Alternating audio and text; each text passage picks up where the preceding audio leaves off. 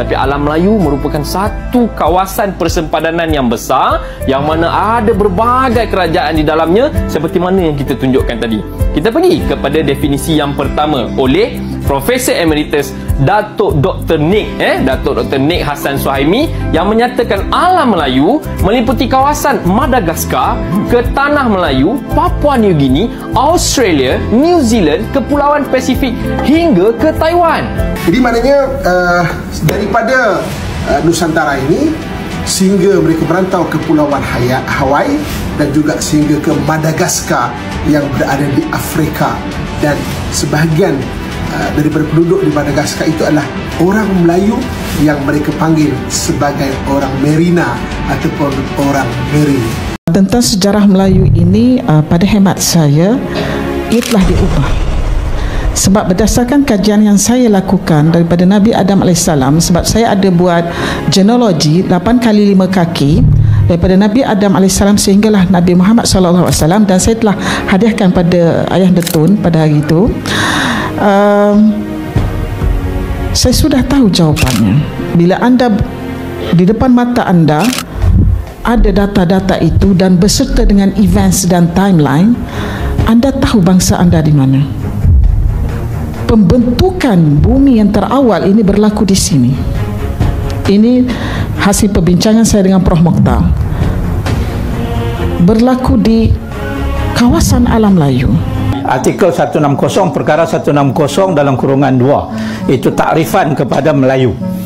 Yang dikatakan Melayu itu apa?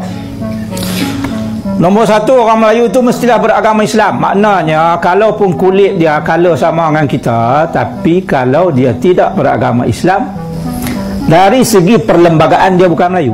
Mau pakai bahasa Indonesia. Selamat pagi semuanya. Assalamualaikum warahmatullahi wabarakatuh. Perkenalkan, nama saya Laina. Saya mahasiswa berasal dari Madagaskar, sedang kuliah di Undip.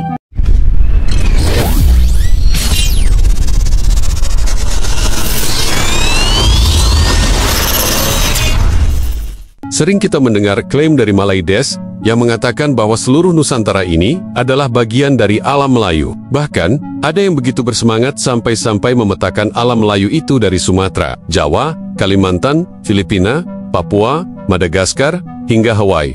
Ya, Hawaii, seolah-olah seluruh manusia di kawasan tropis ini adalah Melayu versi mereka. Padahal, kalau kita bicara sejarah dan antropologi, istilah Melayu sendiri bukan nama untuk seluruh ras atau peradaban Asia Tenggara. Kata ini berasal dari kerajaan Melayu kuno di Sumatera sekitar Sungai Batanghari dan Jambi, yang pada masa itu hanyalah satu dari sekian banyak kerajaan di Nusantara. Kolonialisme kemudian memperluas istilah Melayu menjadi label etnis dan bahasa untuk masyarakat pesisir Semenanjung dan Sumatera bagian timur. Tapi di luar itu, Indonesia punya ratusan suku dengan identitas dan akar budaya yang jauh berbeda. Jawa, Sunda, Bugis, Batak, Dayak, Minahasa, Ambon, Bali, Papua. Semuanya punya sejarah sendiri yang tak bisa dirangkum hanya dengan satu kata Melayu.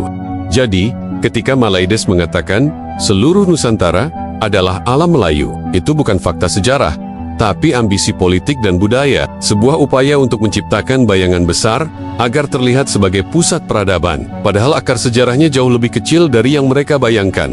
Lucunya, di luar semua klaim itu, ada kisah yang justru menunjukkan makna sejati persaudaraan. Seorang perempuan asal Madagaskar menyanyikan lagu Tanah Airku dengan penuh penghayatan. Dalam videonya, dia berkata bahwa dirinya merasa sebagai saudara Indonesia.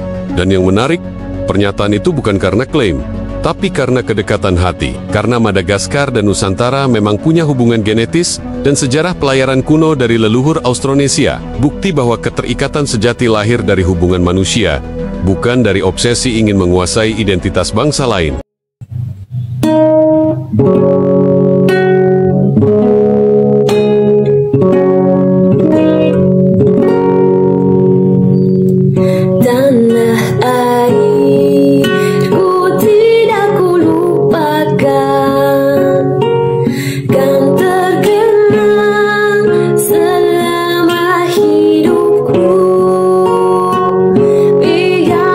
Saya pergi jauh.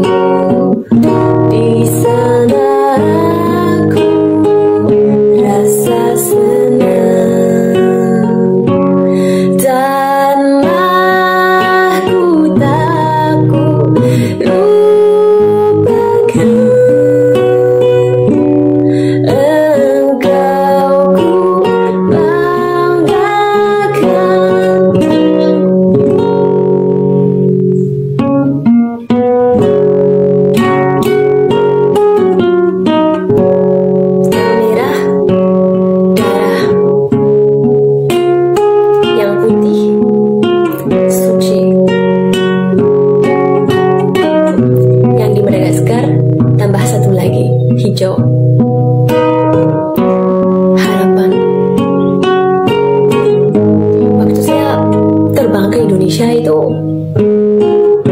orang tua saya bilang, "Ayo nak, kamu nih kembali ke sumber ya."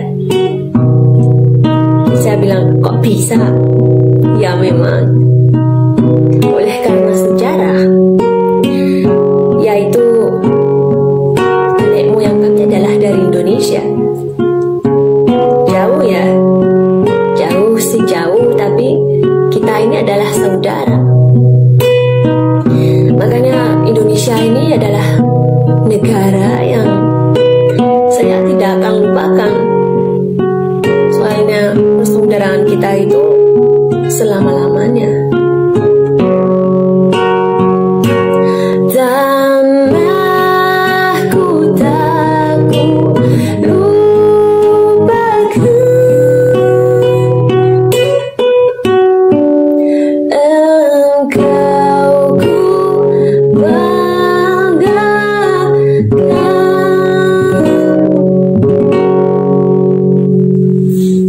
Di saat ada negara yang sibuk memetakan dunia menjadi alam Melayu versi mereka, justru bangsa lain di seberang lautan bernyanyi dengan bangga. Tanah airku tidak kulupakan. Mungkin dari Madagaskar, kita bisa belajar arti sebenarnya menjadi saudara bukan dengan mengklaim, tapi dengan menghargai. Kalau di Madagaskar, saya pernah baca juga Prof, bahawa orang Melayu sebenarnya yang pertama sekali settle down di Madagaskar tu. Yes, Betul. kemudian baru datang orang tribe dari Afrika. Betul. Kita yang membawa kepakaran teknologi menternak. Maksudnya dekat Lembu. situ kita memang ada idea, dah ada idea tu Prof. Lebih awal kita orang Melayu punya, sendiri lah. sebenarnya kita orang Cina belajar membuat kapal ni daripada kita. Dia lebih mundur daripada kita dan tiba-tiba bila kapal kita nak pergi ke sana kan, pergi sini terlalu besar, dia kata nak masuk pelabuhan dia kena parking jauh kat luar, dan pakai perahu kecil baru masuk. Dia belajar daripada kita.